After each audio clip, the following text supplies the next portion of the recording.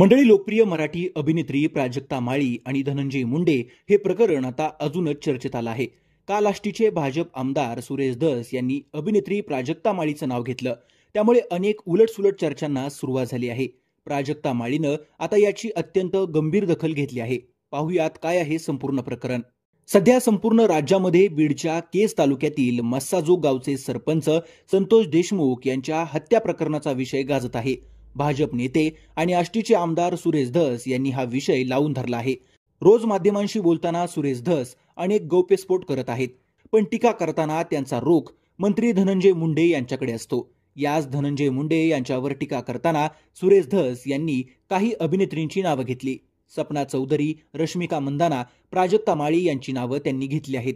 प्राजक्ता माळी ही लोकप्रिय मराठी अभिनेत्री आहे.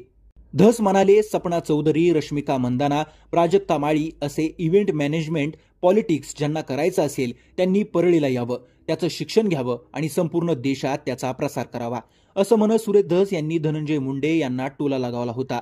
सुरेश धस यांच्या या वक्तव्यावर प्राजक्ता माळी हिनं आक्षेप घेतला आहे. प्राजक्ता माळी या प्रकरणी महिला आयोगात तक्रार दाखल करणार असल्याची माहिती सूत्रांनी दिली आहे. प्राजक्ता माळीच्या तक्रारीनंतर महिला आयोग या प्रकरणात सुरेश धस यांच्यावर कारवाई करणार का ते पाहणं महत्त्वाचं ठरणार आहे. दरम्यान आमदार सुरेश धस यांच्या वक्तव्यानंतर प्राजक्ता माळी हिनं एक महत्त्वाचा निर्णय घेतला आहे. ती पत्रकार परिषदेद्वारे उत्तर देणार आहे. माझी भूमिका मी पत्रकार परिषदेद्वारे माध्यमांसमोर मांडणार असल्याचं प्राजक्ता माळी यांनी सांगितलं. मात्र पत्रकार परिषदेची वेळ आणि ठिकाण अद्याप निश्चित करण्यात आलेलं नाही. प्राजक्ता माळी थेट पत्रकार परिषद घेणार आहे, त्यामुळे अनेक गोष्टी स्पष्ट होतील. उलटसुलट सुरू असलेल्या चर्चांना पूर्णविराम मिळेल. प्राजक्ता माळी ही सर्वसामान्य मराठी कुटुंबातून पुढे आलेली मराठी अभिनेत्री आहे. तिनं अनेक गाजलेल्या मराठी मालिका आणि सिनेमांमध्ये काम केलंय, पण गेल्या काही दिवसांपासून तिला सोशल मीडियावरून सातत्यानं ट्रोल केलं जात आहे.